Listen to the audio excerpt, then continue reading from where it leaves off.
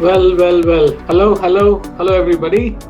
Good evening from London. I hope you're doing. I hope all of you are doing well. It is starting to get sunny here. The mood is getting better.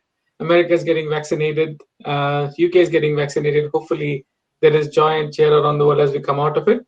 Thank you, everybody, for being with us today.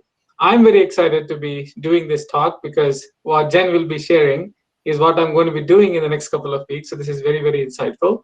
So Jen, welcome to the event today. Very excited to have you with us today and speaking about product vision.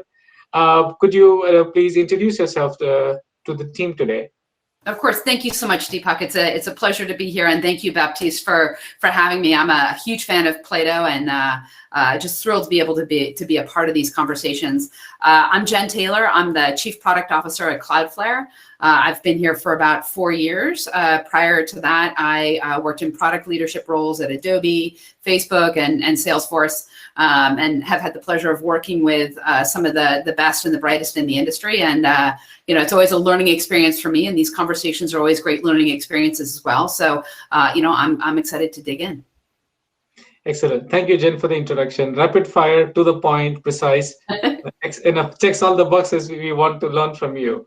Yeah. So just to let everybody know, I am Deepak. I'm a product lead at Hitachi, which means I get to build new products.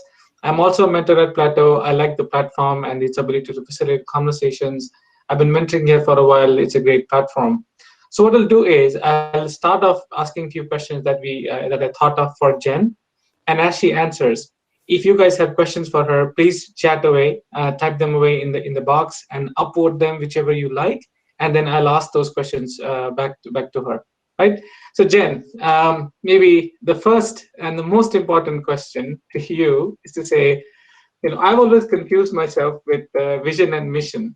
How do you get the differentiation right? In my mind, at the highest level, the mission sits at the very top. And the mission is, in my mind, it's the what. And it's the what we do. For example, at Cloudflare, we help build a better internet. In my mind, the vision is then the next click down. And that's the vision that kind of gets more specific, and it talks about why we do those things. And I think it's in my mind, it's the mission provides you that sort of overall umbrella. And then the vision starts to help guide the organization and customers and those around us on kind of why we're doing it and sort of the actions we'll take to achieve that overall mission. I like the double click. It's a very easy example to live by. So the mission is on top. It's the first thing you look at. It's the what is the resonator for us to be there, and the why is the double click down. Makes sense. How about if I throw in another word, strategy? How does that confuse this mix of things? Actually, in my mind, strategy is just one further click in, right? You got the mission, that's the what. You got the vision, that's the why. And then the strategy is the how. And I think it's really thinking about, strategy then becomes the action plan or the framework or the action plan for the rest of the organization to help deliver on the vision to achieve the mission. And so that's kind of how I think about it. It maps very nicely to, I think, how lots of organizations think about their goals, whether it's, at a company level, at a team level, whether it's an annual or 3-year or quarterly, again, what, why, and how. Fantastic. What, why, and how. I'll keep that in mind as I go along. Right. So I know this talk is, mentioned, the title says how to set a product vision and execute it. But I think I'll slightly deviate from that and ask you sort of the mission, vision, and strategy question. Yep. So what goes into creating this? What are the raw ingredients that go into creating your mission, your vision, and your strategy outputs? Yeah, I think there's 3 key ingredients. And the one I always start with as a product person is really thinking about kind of who's your customer, who's your audience, and using that as a way to embody and identify the problems and the opportunities that you want to solve and orient in. Because I think that then puts you, that customer really kind of puts you in a point of truth within the spectrum of all that is possible. And it really orients, I think, the organization, it crystallizes the organization in a very specific way to solve and deliver something. So again, it kind of gives clarity to the what, the why, and the how. I think the second is sort of like, okay, great. We understand now kind of who is the customer, what is the problem, what is the opportunity. the second ingredient for me is, what does the competitive landscape look like? How are existing players doing? How are they doing it? Like, how is it going well or not well for them? Where do you see the opportunity or the niche to do something different, and to provide or solve an unmet need or a pain point, and to kind of really differentiate yourself and create and carve that space out. And then I think the third piece is really just kind of a little bit almost more, in my mind, of an internal inventory for an organization of, how are you thinking about, how are you approaching innovation? What are the unique assets? What are the unique viewpoints? What are the unique opportunities that you as an organization, be it because of the talent or the position or a moment in the market, that you have to bring to bear to solve these things? Because I think that then really kind of helps orient you to, who's the customer? What's the problem we're trying to solve?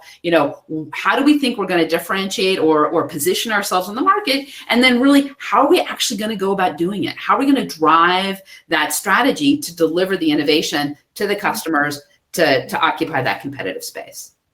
Fantastic. I'm already learning so much. So it's the what, the why, and the how, and customer, competition, innovation. Yep. I like that. Yep. A table is forming in my head. Manager. I think in product. I think in frameworks, and I think in threes. Right. So there you go. Yeah. Very, very, very easy to look at. So now, what we haven't talked about is the dreaded word M. M being for money. Yes. So where does commercialization, where does money making come into this picture? How soon, how late do you incorporate that into your vision, mission, and your strategy? So assuming you are working for a for-profit organization, commercialization of the technology and the way that you kind of account for that revenue will become a critical metric.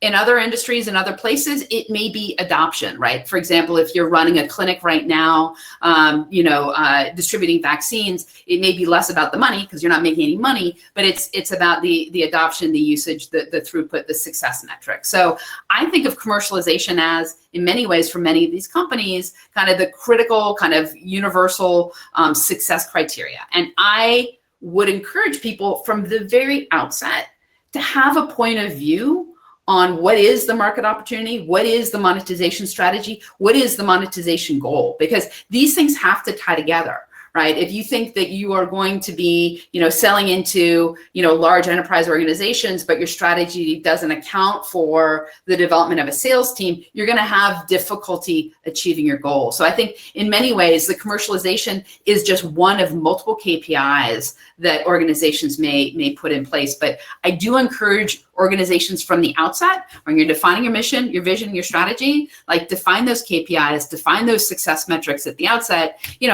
give yourself the flexibility to be agile, right? Obviously, we all live in an agile world now. If it's not serving you well, change those goals and change those metrics, but come with a point of view at the outset. Fantastic. I like what you put in there. Yeah. If you have OKRs and KPIs right from the outset, just makes it easy to measure deviation from and be flexible to say, we had a hypothesis, this is what we want. Yeah. Our hypothesis is wrong. Let's have something else. Yeah. But if we didn't have an hypothesis, we were saying, Bob said so, let's do what Bob says. That's not a good strategy. Let's have a hypothesis. Makes total sense. So I'll ask you a little bit of a stepping back question now. Now that you've given us a framework to think about mission, vision, execution, and the competitor, customer, and innovation landscape, you've been in product for a very long time.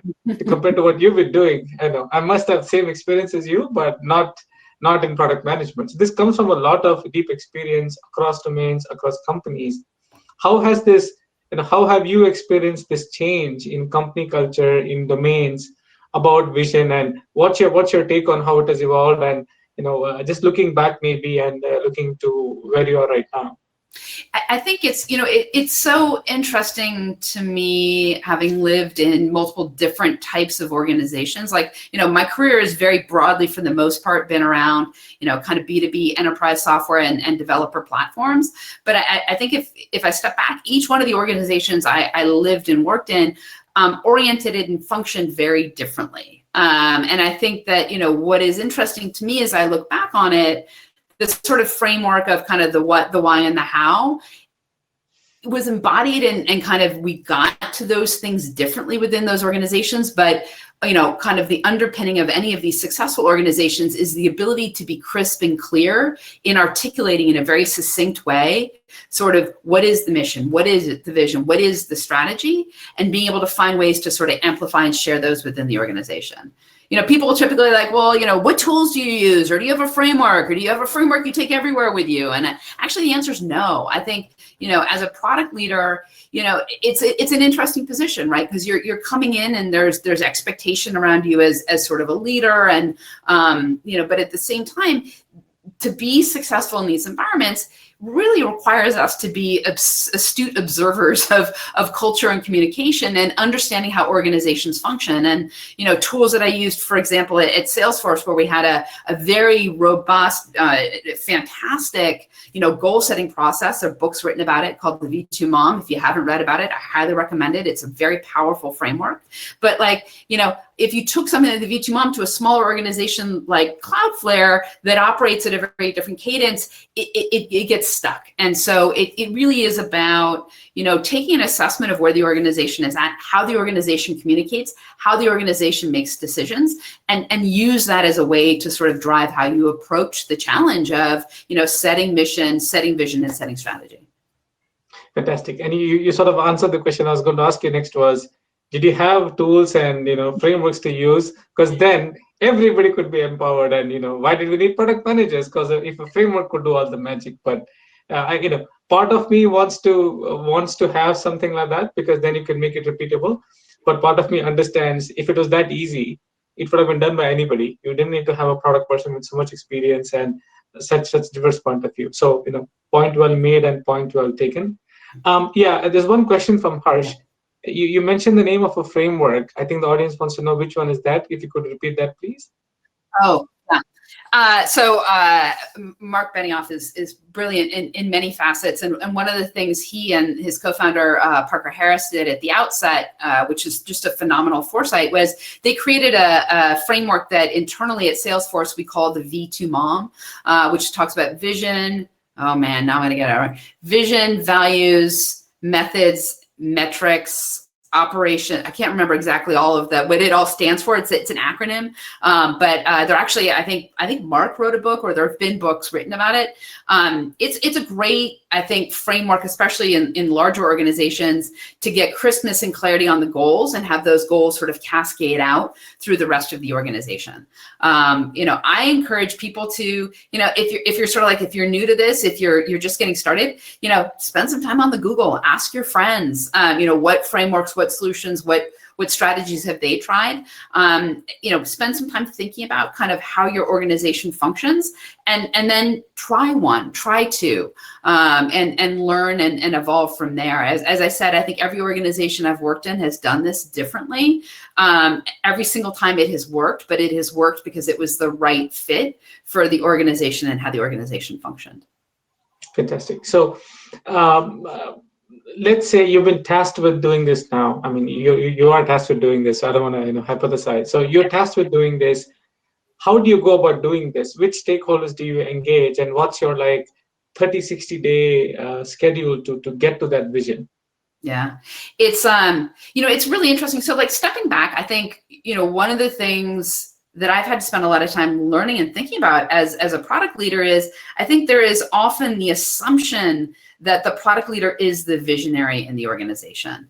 And I have fallen on my sword chasing that false assumptions more than once. And so I think that, the first thing I would encourage somebody coming into an organization or coming into a new role is to ask people, who holds the vision? What is the vision? Use it as a way of sort of teasing out from the organization the landscape of kind of how is the organization already starting to think about this? What are the sort of the boulders or the rocks that sort of lay the landscape, and then what are the things that you do to sort of evolve from there? So one is, you as a product leader, you may not own the vision. In my experience, I've worked in several founder-led organizations and very product-oriented, founders. The founders own the vision, and a big part of what we do in product is bring that vision to life and operationalize that. In other situations, it's been nope, you own it. You need to go figure it out. I think for me, I come back to, what goes into creating a vision. And I think that's where I would start from a 30, 60, 90 day. As I said before, kind of spend time with customers, both existing and prospects. And if you're in a new industry, cast a wide net. If you're in a new space, cast a wide net. Second is understand the competitive landscape, understand the relative strengths and weaknesses of the product offerings. Try the products, like get your hands dirty, roll your sleeves up, play with your product, play with your competitors' products, understand how the products feel, and sort of start building an opinion as to sort of what works or doesn't work. And then third is, honestly, I often say, product is the kind of one hand clapping, right? It's really delivering on a vision and really delivering on that strategy is tight and close collaboration between product and largely engineering. So I think it's also important to kind of do an inventory and an understanding of sort of what is the innovation orientation of your organization. The only thing I would add on to that framework is specifically if you're in a new role, you are in a privileged position. You are, as they often say, approaching with fresh eyes or a beginner's mind. Use that newness as a superpower and as an opportunity to spend time going around the organization and talking to different people and different customers to get their point of view and learn and ask questions. One of the most powerful things you can do is really kind of ask those questions to bring some of those assumptions to the surface. Thank you for the detail. I like how you were able to use that framework and you were able to say, break it down into 30, 60, 90. Maybe it's too much for the audience to understand fully now. I think listening back to this conversation, slowing it down and rephrasing it would add a lot of value. Certainly what I'm going to do for sure. Yeah. We have some questions, Jen. Maybe I'll just brief my questions and look at those. Julie asked a question. Advice for making the jump from senior PM to director. How do you find alignment with the stakeholders like the CEO or founders if they are the holders of the vision in the company? This is a great question, and this is actually something I've had a lot of conversations with the different product leaders recently, because it's sort of like, how do you sort of unlock the expectations that others that are the visionaries within the organization are carrying in their minds. I think the first thing you do is you ask. And you ask them sort of, how do you see this? Where do you see there being opportunity? Like, just give them an opportunity to share their insights.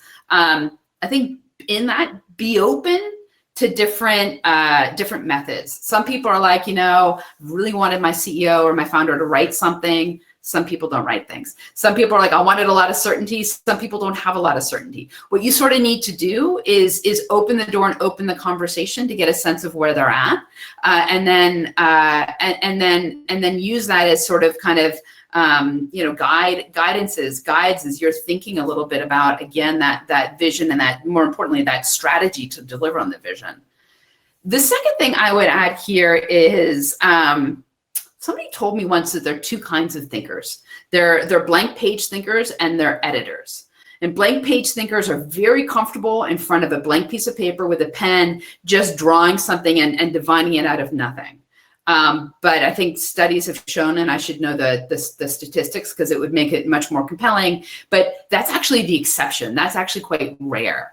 Oftentimes people are more successful looking at something and using that and kind of editing and reacting to that. And so one of the things I often tell product managers is, a big part of what we do is we build dartboards. We build that thing where you've had the conversation with the CEO and they said, this is the vision. And you go off and you chat with your customers and your engineers and your designers, and you come back and you said, I think this is what you're looking for. What do you think? And open up the conversation as a way to kind of get more concrete feedback and more crystallization of that vision and strategy. Fantastic. We have another question coming in. What cadence, quarterly, annually, and format do you use to review product vision at Cloudflare, and maybe at other companies also, if you have the opportunity to respond? I find that vision, the rate at which we evaluate vision tends to be highly correlated to the rate of innovation and the rate of release. So at Cloudflare, I think we ship constantly. I think we shipped something like 550 new capabilities last year, and it was just like a kind of constant kind of innovation engine on a few different dimensions. With that, I come back at, and I encourage the teams to, we look at the product vision on a much more regular basis, because we're innovating, and every time we innovate, we deliver, we learn, and we fold that learning back into the vision. Other organizations that I've worked at where you ship 3-5 times a year, the product vision doesn't change as much, just simply because you have longer cycles and you have fewer data points. So I would think about the cadence of revisiting the product vision when you get substantive input. To be super tactical, I have our teams basically on a quarterly cadence, putting forth a roadmap, and I ask them to update that roadmap on a quarterly cadence. So they may be altering the vision more frequently or less frequently, but the way that that's embodied to the organization is a quarterly update to the roadmap. Excellent. Makes sense. Yeah. I mean, obviously, we're shipping 550 capabilities. The cadence is going to be much more rapid. Yeah. It seems overwhelming, Jen. 550 to, fewer features in a year. I'd be nervous saying I could do it. How did you? I mean, do you feel overwhelmed sometimes? Do you feel it's very, very hard? Certainly, it's very hard to me, and very ambiguous. Not very, not many answers as you go in. How do you overcome that? Well, I think it's I think for me, it's a good lesson in the difference between holding on and letting go. I think if I were to try to manage 550 things coming out a year, I would lose my mind. But a big part of our strategy and the way we look at when we look at the competitive landscape, when we look at our capabilities around innovation is, we release a capability, we release kind of small capabilities, we learn and from the feedback and we grow. And so in many ways, the innovation that is driving the vision and the strategy behind those 550 different capabilities comes from this sort of cadence of shipping, learning, that is, I think, kind of integral to the way that we approach actually delivering on that vision. Good. I'll take another audience question. Mark Abraham asks, in your experience and to what extent are vision mission strategies set in stone? As an example, when do you pivot and why do you pivot? Do you have a cadence to it, or do you say, if this happens, we will stick on. If that doesn't happen, we will pivot? In my experience, these things are not set in stone, and my best moments, the moments in which I feel like I've been in an organization that is high performing and growing has been the moments where we've had the humility to step back and listen and learn from how what we're doing is received in the market, right? We talked, Deepak, at the outset of sort of, what is the relationship between, the vision and commercialization? And, I sort of said, well, commercialization is one of several KPIs. This is where KPIs are really powerful. Right? It's like you set a KPI as a way of sort of setting a goal and an expectation. The important thing to do is check in, right? Like when you exceed a KPI or you miss a KPI, it's an opportunity for the leadership team to come back together and sort of do a little bit of a retrospective to sort of say, what are we seeing here? What is working? What is not working? And how do we adapt and adjust where we go from here? Thank you for that. We have another question from Christian now. Do you aim to streamline the platform and cut existing features in a focused way at Cloudflare at all? It's funny because, my team is like, can we deprecate that? Right? Because, there's a lot of sort of learning, launching, and experimenting, and not all of those things, bear fruit. I actually find, I think of it sometimes almost like, all of the, kind of constantly building, if I imagine myself having a workbench in my garage and we're constantly adding new tools onto the workbench, I might build myself a new saw. I might not use that saw right away. but I might find it handy for something later. And that's actually a big part of the way we build and we learn, is that things actually end up building on top of each other and find interesting uses. So, we very rarely deprecate features. We rarely remove existing features. I think we look at the commitment to the customer when we provide them a capability as sort of a contract and a desire to continue to do so.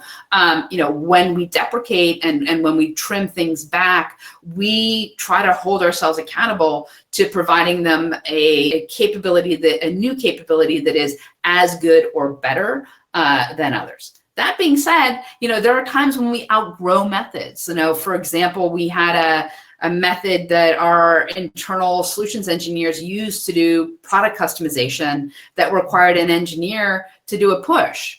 And what we realized is that customers needed to be able to make those changes themselves. And so we've deprecated that kind of old sort of internal language in favor of the development of a customer-facing solution that both internal and external audiences use. So that's kind of an example of an evolution there. Fantastic. Now that you've given such a great insight into how you've done it, how you prioritize and cut features and whatnot, I want to ask you about something from your past to say, the Cloudflare mission seems very nice now. It's tight, it's crisp, and coming out really well. It resonates well. But what were the early days like in the kitchen? I know you may not want to share what's everything there, but if any examples of from previous organizations where what you started cooking in the kitchen was something else, what over a period of time got refined to where it is now. How many times did that happen? How many iterations? And how did who did you choose to listen to? And what signals were there to say, I've heard that'll make me move and change my mission statement to something else? Mm-hmm. It's interesting. I think, and again, I think back at the organizations that I've worked at, I think at Facebook, it was, building a more connected world. At Salesforce, it was really thinking about kind of, how do we build and extend customer trust? And then, at Cloudflare, it's really kind of helping build a better internet. I think it's interesting if you go back to sort of the mission, the vision, and the strategy. I think the rate of change is kind of the inverse of that stack. Right? The strategy will change very frequently. The vision will change somewhat frequently, and the mission changes infrequently, right? And the mission really kind of, because the mission is that overall guiding principle and that overall umbrella. Of course, obviously, if it's not working for you, you need to change it. But the mission is really the thing that drives the big ship, so that doesn't tend to change that much. But the vision and the strategy will adapt quickly. It's funny. It's and I think it evolves largely back to some of the factors we talked about. If I think about, again, just where I am now, our mission is to help build a better internet. One of the things that we've done over the course of the past couple of years is pivoted into servicing a new market with enterprise organizations trying to provide secure access for their employees. That's very different than where we were 4 years ago, and we're really thinking about how do we help people protect their web properties. And it's because the market shifted around us, and we saw new opportunities and new needs, and we realized we had unique assets that we could bring to the party that would change it. But again, so that strategy changed, that vision evolved, but that mission remained the same. Thank you for that. I'll take another audience question. Yep. Sai Serrano. Hopefully I'm saying it right. My apologies if I'm not. I'm a newly promoted director, and my company is bringing in a new VP. How can I ensure a successful onboarding of our first product executive as it relates to alignment around vision and strategy? So first of all, congratulations on your promotion. That's fantastic. I love hearing people grow in their career, and also congratulations to the organization for bringing in really their first product executive. I think that's always a big step in the organization. I think as it relates to alignment around vision and strategy, I think the best thing you can do is really be that sounding board. I would encourage the product executive. My advice with the new product people, whether they're executives or not, is, spend as much time as you can meeting and learning as many new people in the organization as you can. And then, use it as a way to sort of drive inquiry and understanding in a landscape. I think that one of the most powerful things you can do is help the product executive figure out how to identify kind of who are the people in the organization to spend time with, and kind of how to open those doors in those conversations. And then the second probably is really just being kind of a sounding board and offering to be somebody that the product executive can kind of have safe conversations around, being like, I'm hearing the vision is this, but I'm thinking maybe it should be this, and using that as a way to sort of help them get their own orientation around vision and strategy, and to help the two of you build that relationship and that alignment as you as a product team go forward. Jen, I'm, you paint a very rosy picture. I'm sure you must have had tough conversations about vision and mission. Sometimes it didn't go according to plan. Yeah. I don't know how much you can share, but an example of a tough conversation, where was the discomfort? Where was the argument? What was the tension? And how did you go about resolving it? Yeah, it's hard, right? Because it kind of comes back to who holds the vision and kind of who is the ultimate sort of decider. And, I think we have hard conversations around this all the time. And I think maybe one of the reasons why I'm not like, oh my God, it's so hard, is because I think those hard conversations are part of the natural process. I think that if you're doing vision, if you're doing strategy, right, if you're really oriented and pivot, anchored in a mission, you're going to have hard conversations all the time, because there is a sense of shared understanding and a desire to sort these things out. And there's constant kind of gnashing of gears within the organization, because people hold those things differently, or they see the relative priority of them differently. And I think, one of the most powerful things that product managers can do is really help facilitate those conversations, to approach them with an open mind and an open ear, and really listen, and to, as much as possible, kind of park ego at the door. Because I think hard conversations are a part of doing this well. Fantastic. Kudos to you. I've not, unfortunately, had the opportunity to have hard conversations, but I know what you're saying is right, because debate is not a disagreement. A debate is important. It fosters conversation to say either yes and, yes but, no and, no but. All four are good options.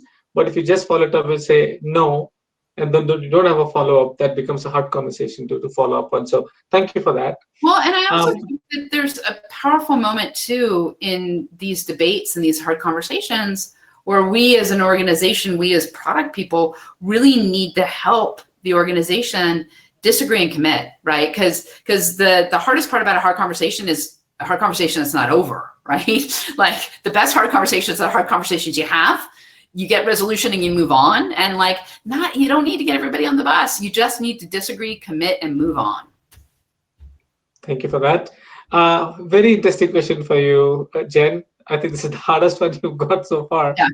So Piyush Goyal asked this question. Our organization has seen 3 product leaders, CPOs, in 4 years, and the vision is in a blurry state. What would your advice be for us?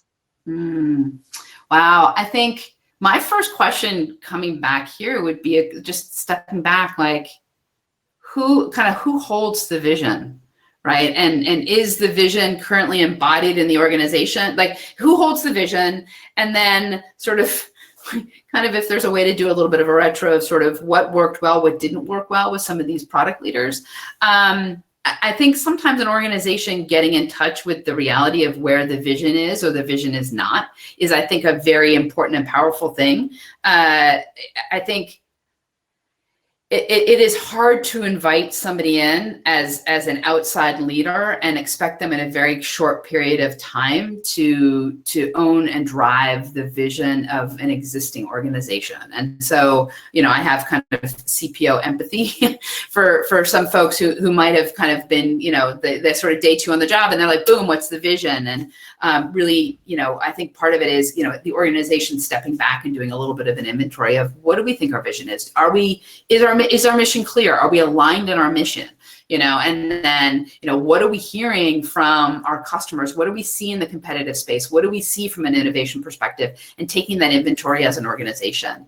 I think tagging that all on to a new CPO is a lot. And I think that I think the work needs to be done more broadly in the organization than just at the CPO level.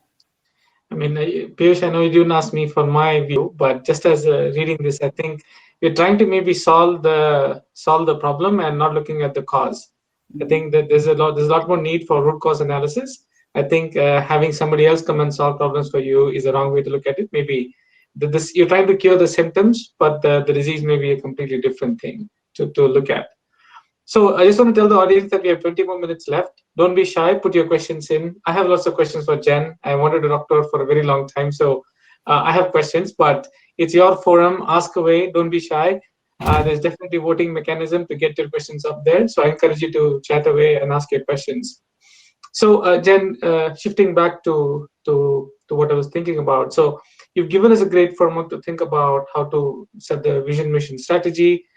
You've given us a framework about how to think about it, customer, competition, innovation. You've talked about examples where it has been hard conversations, and these are important because they help you pivot and move on. So now looking at, from your journey itself, what would your advice be to people in these three levels of work? Mm-hmm. So the first level is senior product manager. Mm-hmm. To say, senior product manager who's very good at writing specifications, who has a good understanding of the customer, good understanding of UI, UX design, and is now trying to get into the next level of product vision and whatnot. What would your advice be to that 5+ years of experience, senior product manager kind of person to go about doing vision, mission, so on and so forth? Mm-hmm. Carve out a safe space to try. I mean, I think that's, so first of all, coming back to why do I love Plato and why do I think this is such an important platform and stuff is I do fundamentally believe that as we grow as product managers in the organization, mentorship and advocacy is a key part of how we make that growth. I do think that sort of step from being kind of a very strong, very senior, very seasoned individual contributor who is nailing it kind of on their specific product to then up leveling it where you're thinking more about the strategy of your product or maybe starting to take responsibility on for additional product lines where you're not managing directly if I think back on my career, I think of my career almost as like a stair steps, right? And I think for me personally, that first step there was one of the most challenging ones for me to sort of get off the ground. And I think if I look back on it, I was trying to do it by myself too much. What actually finally got me up that stair step was actually leaning on and looking to and asking for mentorship from folks around me, not within my direct line of management to give me the opportunity to be sort of like, I'm thinking that I want to assert this vision, or I'm thinking I want to assert this strategy, and having another set of eyes to sort of practice that with before I sort of took it back into my day job. The other one that I think is also critical for somebody in that position is also make sure your hand is raised. Make sure the rest of the organization knows that you want to take that opportunity, you want to take that move, because people will listen and respond and will provide kind of the opportunity and the direction of the coaching. But I think this is one of those things where learning by doing is really important and really powerful, but the help of another set of hands, another set of eyes and support for you while you're giving it that first shot, I think is kind of critical because I gotta tell you, me personally, like the first 3 times I tried to do it, no, back to the drawing board. And that's okay, I learned. I crossed a lot of things off my list, which was also important. Thank you. I asked and people have responded. There are great questions coming in, but I'll ask just one more follow-up to that and then move to the audience question. So thank you for giving the feedback about the senior product manager. So what about a level below what you are now? Yeah. What about a director of product? how does that persona, how does that person go about doing this? What are the pitfalls you've seen? How can that person learn to land a product vision with great impact? Yeah, it's, and it's really interesting because I'm actually working with, several people in my own organization now, and it's and it's hard, right? Because if you grow as a product leader, the things that made you phenomenal at being a product manager and enabled you to really gain respect and growth in the organization are not necessarily the same things that you're going to be looked to as a senior leader, right? It used to be that you had a dialed-in relationship with your customers and your engineering team. You could write really great specifications and products. You knew how to spec a product. You knew how to get it in market. That's really different than the skills that you start to need at the senior director or VP level, where you're actually starting to think more holistically, typically around a product line or a product family or a solution area. And the skills that you need there are more ephemeral, and they're more kind of longer term, kind of strategic aspects of the business versus sort of the details. And that's kind of one step function I think that people need to make. The second is typically by the time you get to the senior director or VP level, a big part of your success is actually your team. And so, one of the things that I love about working with phenomenal product managers and being a part of their journey as they grow is great product managers typically hire great product managers. And so, I think if you've made it to a director or senior director position, lean into that, lean into your instincts as you're building out your team. But the tricky bit is actually, the tricky bit is actually learning how to delegate and empower your team and giving them the dance space to do those things. Thank you, Jen. This advice is gold. I hope people are taking notes. Like I said, I'm definitely going to listen back to this in slow-mo and take notes. Thank you for this. Yep. Another tough one for you, Jen. Yep. I'm happy I'm not answering this one. How do you manage a CEO who doesn't want to commit to a vision or mission because they don't want to close the company off to any revenue, regardless of it fits for the organization? This is much more common than people think. I think many of the great entrepreneurial CEOs follow this path. I think, part of it is, I think there are two things we do as product leaders, right? One is, with CEOs in situations like this, when, you say, would you like a cat or a dog? And they say yes, is helping them understand sort of the opportunities and the trade-offs of doing one or the other or both. And then the really smart CEOs will come back and tell you that having to choose between the cat and the dog is actually a false dichotomy. And then you're in another sticky spot. What I often encourage teams to do is think about, how do we get early signal on the direction and the opportunity? How do we, if we're, and again, the building a cat and building a dog is not the right analogy, but I'm going to stick with it because it's what I started with. How do we get some early signal that a cat is the right strategy? And how do we get some early signal that there's a dog? Is there an opportunity for us to try kind of both of these things and see what the uptake and the adoption is, to figure out where we double down our investment and maybe where we would slow or kind of divert investment. So I think that's kind of some of it. And, the thing is the way that the market responds to the offerings will also help guide where you go from there. And that's why I think sometimes, again, kind of when you bump up against that's a false dichotomy conversation, figuring out how to get early test balloons in market and try and get aligned with the CEO on the results of those things and the next steps from those things are helpful. If a kind of a trade-off conversation is not as effective. Thank you, Jen. I mean, yeah, this doesn't look easy. I'm surprised, this is more common than I thought. I thought this would be fairly uncommon, but yeah, I think I'll have my time in the sun someday, and I'll remember this. The wise person said it that time. It's common. It is happening. Yeah. Right. Another interesting question. This time from Bhargav Raman. Yep. At a smaller scale, product folks often wear operational hats also. Any advice on switching from operation to strategic responsibilities as a startup scales? How do you prioritize what to let go of? Mm-hmm. This is a great question, and it's been really interesting for me. I think specifically in the role I'm in now. I mean, I started at Cloudflare 4 years ago. We were 300 people, 400 people around the globe, and now we're over 2,000. And if I look at where we were as a business then, and where we are a business now, like the orders of magnitude, maybe not orders of magnitude, but very significant sort of differences. And what it's asked of me and what it's asked of my team has shifted pretty dramatically. I think part of what I loved about coming into Cloudflare is I had an opportunity to wear a lot of hats. I wasn't just thinking about one specific product line or one specific thing. I was in any moment I was thinking about a roadmap. I was thinking about delivery. I was thinking about go-to-market. I was thinking about sales strategy. I was thinking about support, and that I thought of my job as a full contact sport. As the organization has grown and matured, some of those things that I had to spend my brain thinking about are now roles and responsibilities that other leaders in the organization are driving, and they're driving it in phenomenal ways, and I'm learning from them every day.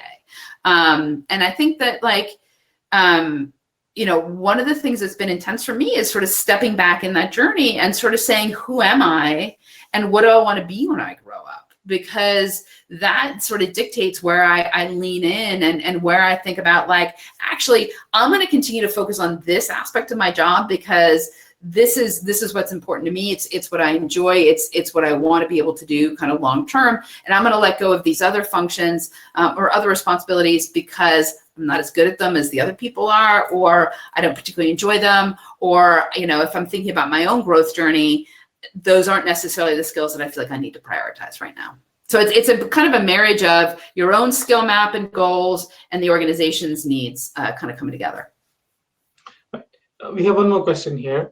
How should we think about the relationship between product strategy and go-to-market strategy? What role should the PM play in the go-to-market strategy? So I think stepping back, I'm going to answer the second question first, and then I think it might kind of lead into some answer to the first one. I think of the product manager as the embodiment and the voice of the customer within the organization. Phenomenal product managers can tell me what their customers eat for breakfast. It's just like this depth of understanding of the customer and kind of how they think and the trade-offs that they make. And I think that guides the embodiment and bringing alive the problems that we're trying to solve through innovation and product. It also helps then feed into sort of how do we anticipate that this person is going to want to learn about this product, how they're going to want to buy this product, and how this is all going to fit together. So in my mind, product managers as sort of the embodiment and voice of the customer is integral both in product and in go-to-market. That being said, kind of back to the question I just answered of what do you hold on to and what do you let go of? I am not a sales leader. I will never be a sales leader. I have deep respect for Chris, my sales partner. And he really understands the sort of the sales strategy and that aspect of it.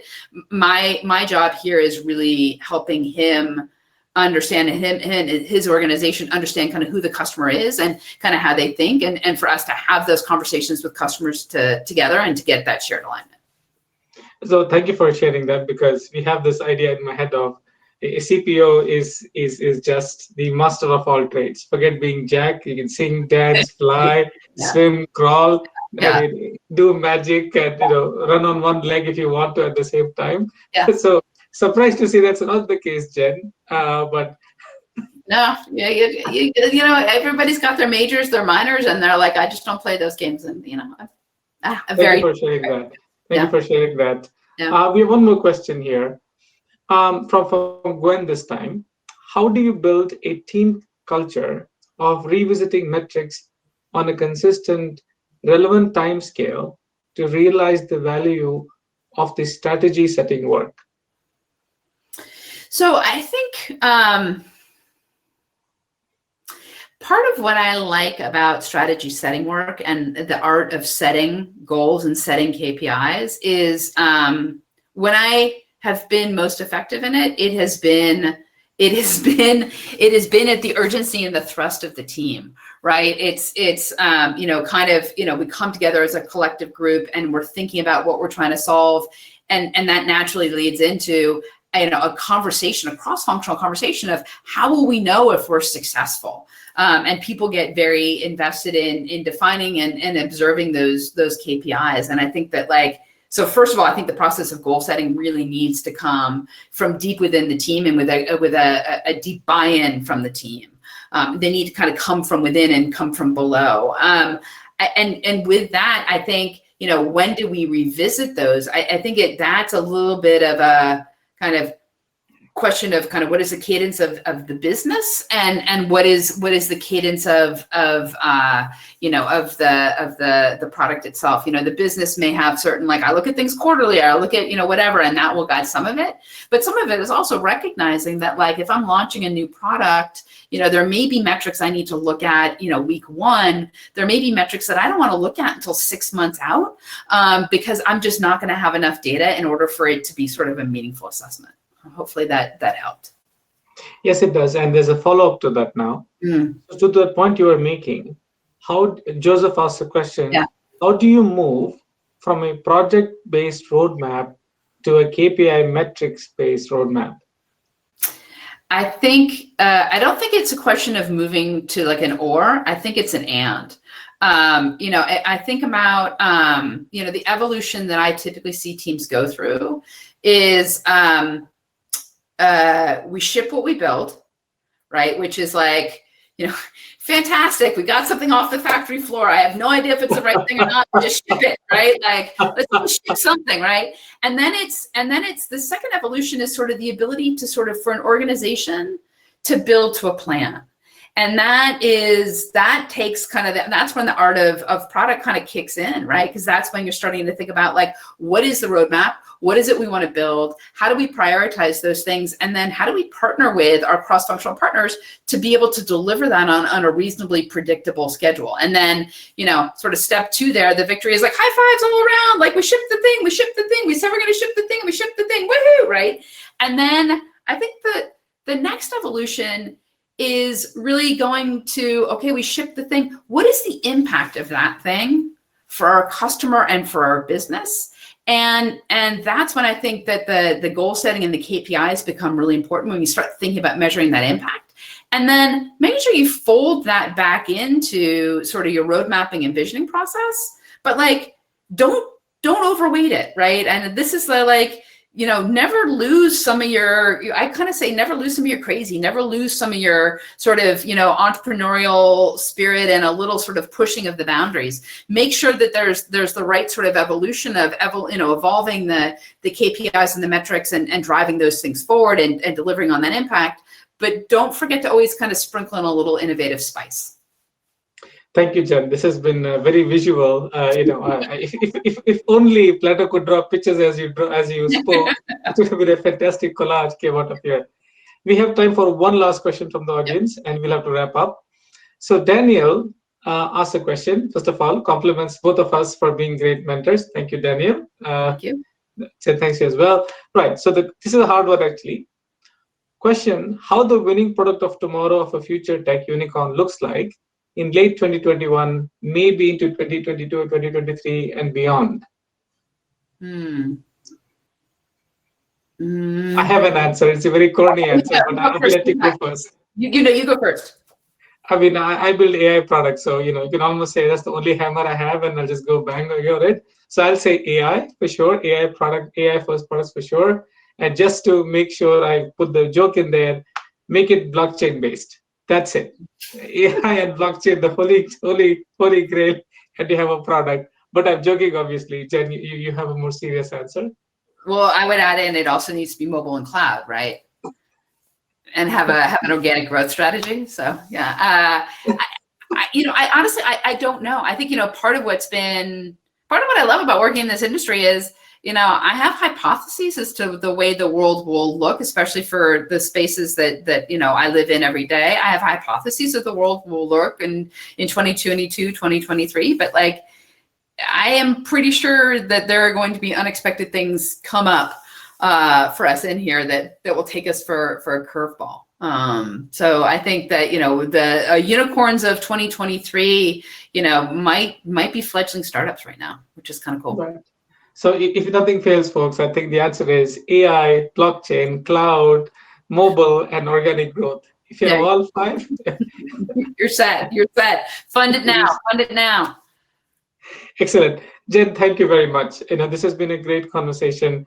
Before we end, are there any final thoughts you have for us that you want to leave us with, or I'll summarize what you just said quickly at the end?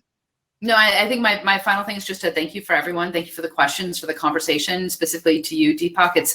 I've learned a lot. I've really enjoyed this conversation. And again, I commend everyone who's here. I think that the most critical thing you can do to grow as a product leader in your career is to seek mentorship and look to the mentors to help you build a better you. Thank you, Jen. No, I had fun. Like I said, I'm going to be listening to the conversation again, taking notes, making LinkedIn blog posts, and finding a nugget of wisdom every day. Thank you, Jen, for volunteering to do this. I had lots of fun learning. I had lots of fun asking you questions as well. Thank you for your vulnerability. Thank you for your ability to speak from the heart. That really lit it up for me. As far as feature requests go, Plato, can you please draw pictures as Jen speaks next time? This will be a beautiful collage. I really do want that. Thank you, Jen. Thank you, Jen. Thank you, audience, for your time today.